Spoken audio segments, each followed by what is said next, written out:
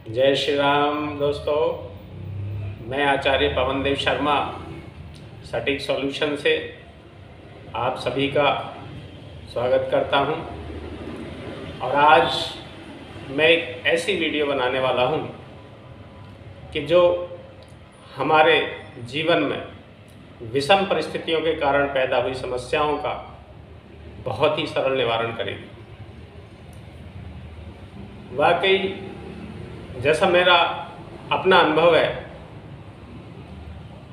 हमारे जीवन में दुखों के केवल दो कारण हैं। पहला कारण हमारे रोग संबंधी समस्याएं, दूसरा हमारे ग्रह संबंधी समस्याएं। वैसे तो ये मृत्यु लोक, दुख लोक भी कहा जाता है, क्योंकि व्यक्ति यहाँ पर केवल अपने कर्म फल के लिए आता है। हमारे जितने भी संत, महात्मा, मेंटोर जो भी हुए हैं, सभी ने इस संसार को केवल दुख के लिए माना। तो व्यक्ति इसमें बिल्कुल संशय ना करें। कोई भी दुख या सुख हमारे जीवन में आता है तो उसका हमें स्वागत ही करना चाहिए, और उसमें कोई भी गहराइयों से ना लेकर ईश्वर की अनुकंपा एवं अपने कर्म फल का सिस्टम समझकर उस समय को केवल और केवल पास करना चाहिए। तो जैसा मैंने देखा, सबसे पहले कि व्यक्ति दुखों में पूरी तरह से व्यथित हो रहे, छोटे से लेकर बड़े तक हर कैटेगरी, हर वर्ग में दुखों का संचार है। स्टेटस अलग हो सकता है, लेकिन दुख कहीं ना कहीं नीचे से लेकर ऊपर तक के वर्ग में व्याप्त है। उसके कुछ हद तक जिम्मेदार हम भी हैं। ठीक है, कर्म फल से, प्रारब्ध से हमें दुखों की प्राप्ति होती है, लेकिन ईश्वर ने हमारे वेदों में, हमारे शास्त्रों में, हमारे संतों ने, हमारे बुजुर्गों ने, हमारी गीता ने एक गोल्ड लाइन हमें दी है कि व्यक्ति अपने कर्म से भाग्य को बदल सकता है। तो मैं यही कहूँगा, इस गोल्ड लाइन को पकड़ लीजिए और अपने नित्य कर्म से उस दुख को निवारण किया जा सकता है। जो मैंने देखा है, जो मैंने अपना अनुभव लिया है, हमारी माताएं, हमारी बहनें, नारी शक्ति, जैसे ही उसकी शादी होती है, वो कहीं ना कहीं दूसरों की सेवा में, अपने परिवार की सेवा में, जो उसे परिवार प्राप्त हुआ है, उस सेवा में इतनी निपुण हो जाती है कि वो अपने आप को भूल जाती है। इसी प्रकार व्यक्ति के अंदर भी, मनुष्य के अंदर भी यही बात है कि जैसे ही वो 25 ईयर के आसपास आते हैं तो 25 साल से 55 साल तक का जो हमारा जीवन काल है, हम इस जीवन की भाग दौड़ में इतने व्यवस्थित हो जाते हैं या इतने व्यस्त हो जाते हैं कि शायद हम अपने आप को भूल बैठे हैं। आयुर्वेद में लिखा है कि जो व्यक्ति अपनी सेवा नहीं कर सकता, वो किसी की सेवा नहीं कर सकता। मान लीजिए आपके आसपास कोई बुजुर्ग व्यक्ति गिर जाता है, तो आप उसे तभी उठा सकते हैं जब आप उसे उठाने के लायक होंगे। आपके अंदर पावर होगी, आपके अंदर वो शक्ति होगी जिससे उसको उठाया जा सके। अगर आपको अपने परिवार की, अपने समाज की ज़्यादा लंबे टाइम तक सेवा करनी है तो आपको अपना ध्यान देना होगा, अपने पर विशेष ध्यान देना होगा। तो दोस्तों, मैं आज आपसे ये गुजारिश करता हूँ कि अगर आज से भी आपने अपने ऊपर केवल और केवल आधा घंटा देना स्टार्ट कर दिया तो मैं मान सकता हूँ कि आप अपने दुखों का निवारण पूरी तरह से स्वयं कर सकते हैं। मैं आज आपको जीवन के कुछ टिप्स इस प्रकार दूंगा या इस प्रकार बताऊंगा कि अगर आपने उसमें से केवल और केवल 60% भी यूज कर लिए तो मैं गारंटी से कह सकता हूं कि आपको कोई भी प्रॉब्लम नहीं हो सकती। ना स्वास्थ्य संबंधी प्रॉब्लम हो सकती है, ना ग्रह संबंधी प्रॉब्लम हो सकती है। तो व्यक्ति कहते हैं आज अगर हमने समझ लिया तो आज ही सवेरा है, आज ही दुनिया बन जाती है। तो इसलिए आज से भी आप कर सकते हैं। कहते हैं जब जागो जब ही सवेरा, कुछ नहीं आज से भी कर सकते हैं। तो देखिए व्यक्ति का जीवन का सबसे और सबसे पहला नियम यह है कि व्यक्ति को हमेशा ब्रह्म मुहूर्त में उठना चाहिए। सूर्य निकलने से मिनिमम आधा पौना घंटा 1 घंटा पहले उठना चाहिए। बेशक वो कुछ ना करे, कोई एक्सरसाइज ना करे, कोई योग ना करे, लेकिन सूर्य निकलने से अगर आधा पौना 1 घंटे पहले उठता है और शाम का भोजन सूर्य अस्त से पहले लेता है, कोई भी अन्न वाला भोजन लिक्विड फॉर्म में वो सूर्यास्त के बाद ले सकता है। दूध ले सकते हैं, चाय ले सकते हैं, फ्रूट ले सकते हैं, लेकिन अन्न वाला भोजन सूर्यास्त से पहले लें। 70% लोगों का ये मानना आ सकता है कि ये संभव नहीं है। ऐसा कुछ नहीं है।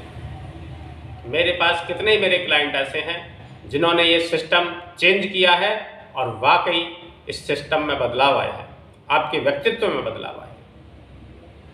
इसका रीजन सबसे पहला रीजन ये है कि जब हम नेचर से अलाइनमेंट करते हैं, कहीं ना कहीं हमारे दुखों का कारण है हमारा नेचर से अलाइनमेंट का ना होना। जब हम नेचर से अलाइनमेंट करते हैं तभी कहीं ना कहीं अब हमारा शरीर स्वस्थ रहता है। आपने देखा होगा सारे पक्षी सूर्यास्त से पहले उड़ जाते हैं और सूर्यास्त के बाद आपको दिखाई नहीं देते, और वो उतना ही भोजन लेते हैं जितने में वो तृप्त होते हैं। उसके बाद कितना ही दाना पड़ा रहे उनके सामने, एक दाना फालतू नहीं लेते। हमारी तरह नहीं होते कि चलो कोई नहीं आज अच्छा खाना बनाए तो 2 रोटी फालतू खा ली। यही उनका एक सबसे पहला कारण है। और आपने किसी पक्षी को बीमार होते नहीं देखा होगा। आपने देखा होगा जहां पर सूर्य नहीं पहुंचता, जहां पर सूर्य की डायरेक्ट इनडायरेक्ट रोशनी नहीं पहुंचती, वहां के हालात को एक बार जरा विजुअलाइजेशन करें तो वहां की पोजीशन क्या होगी। वहां की पोजीशन होगी, वहां पर नए नए प्रकार के, अनेक प्रकार के, विभिन्न प्रकार के जर्म्स होंगे, कीटाणु होंगे, वायरस होंगे, स्मेल हो सकती है, गंदगी हो सकती है, बदबू हो सकती है, जाले लगे हो सकते हैं, नए नए जो हमने देखे भी नहीं होंगे, वो जो हमें दिखाई भी नहीं देते, इतने प्रकार के कीटाणु वहां हो सकते हैं।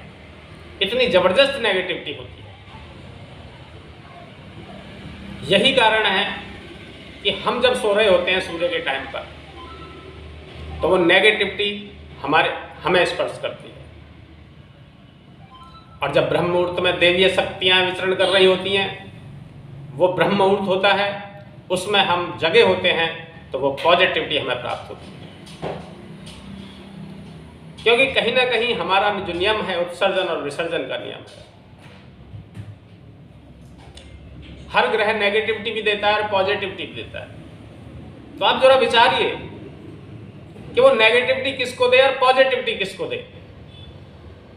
वो नेगेटिविटी उसे देगा जहां नेगेटिविटी होगी। नेगेटिविटी की तरफ जाएगी, पॉजिटिविटी की तरफ जाएगी। तो जब हम सो रहे होते हैं तब हमें नेगेटिविटी प्राप्त होती है, और जब हम जग रहे होते हैं तो पॉजिटिविटी प्राप्त होती है। दोस्तों, शनि महाराज तो ये कहते हैं कि जो लोग सूर्य को उठाते हैं, मैं उनसे कुछ नहीं कहता। आप जान सकते हैं एक न्यायप्रिय देवता, एक स्ट्रांग देवता।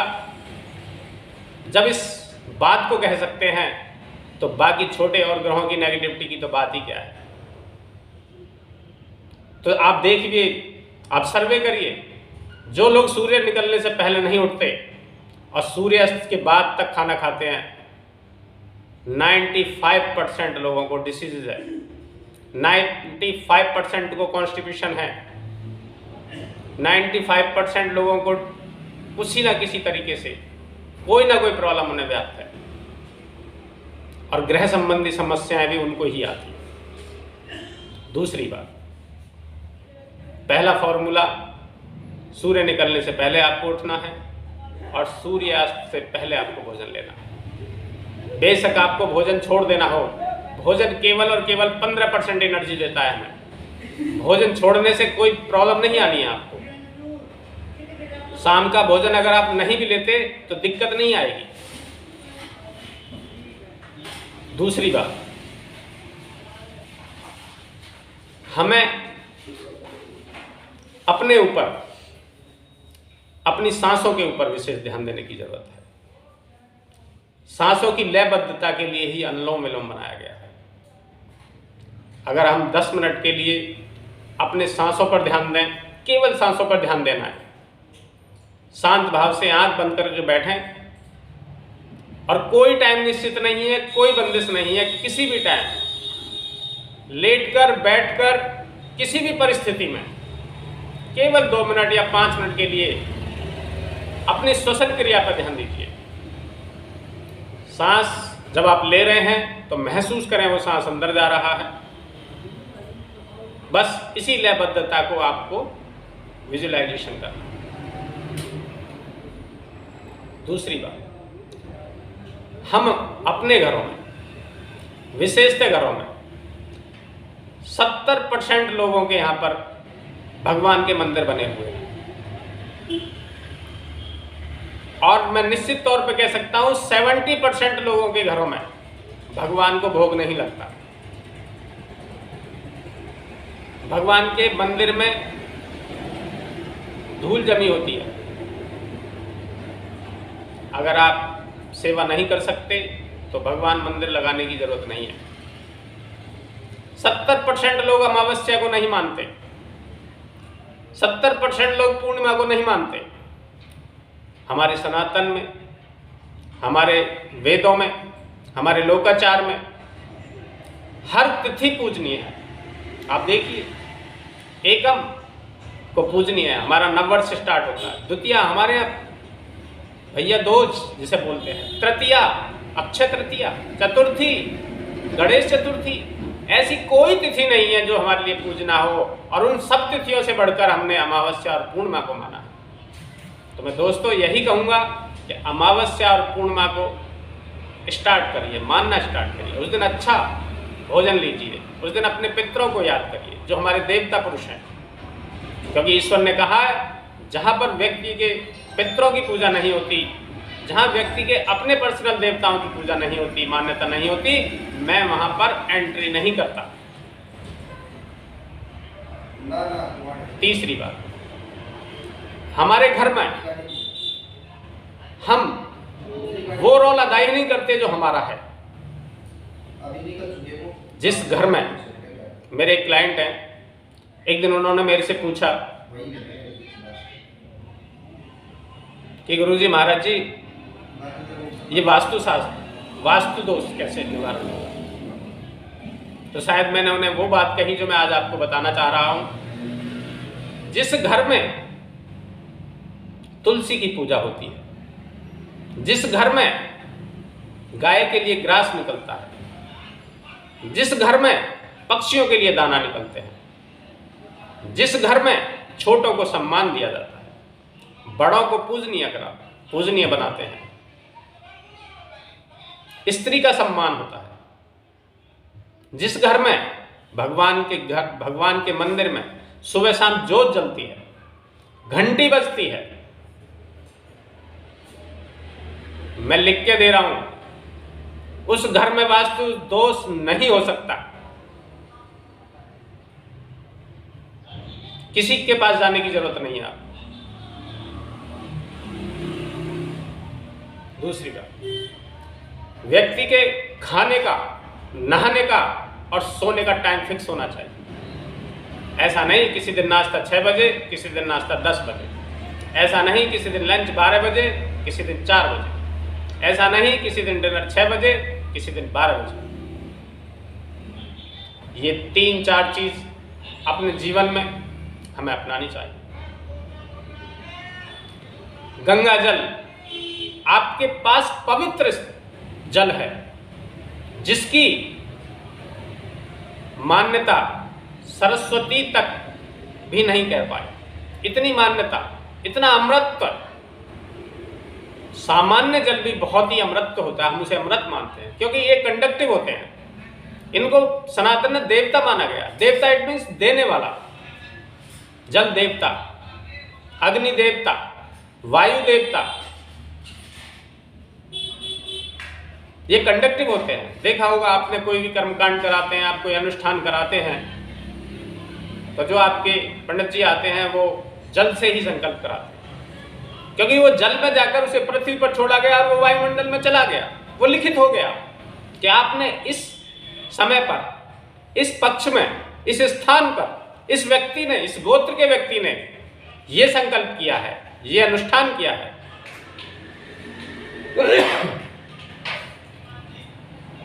तो हमारे घरों में गंगा जल होते हैं और गंगा जल की कैन को देखो, मैं कितने घरों में विजिट करता हूं, मैं उनसे कहता हूं गंगा जल है?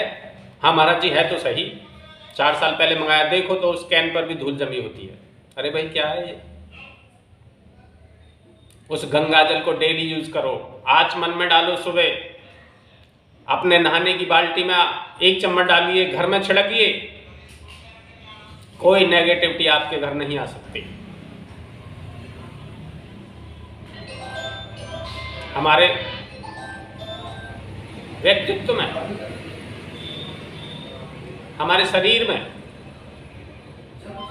7 चक्र होते हैं।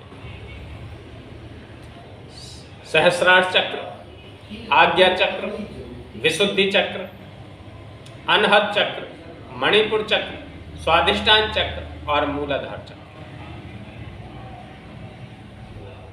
ये शरीर के वो ट्रांसफार्मर हैं जो बॉडी के हर सेक्टर को एनर्जी ट्रांसफर करते हैं।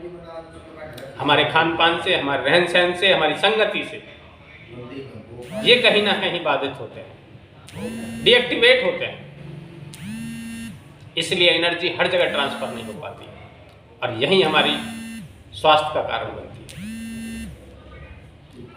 तो जब हम नेचर से अलाइनमेंट करेंगे तो हमारे 7 चक्र एक्टिवेट रहेंगे और हर बॉडी पार्ट को एनर्जी ट्रांसफर होगी।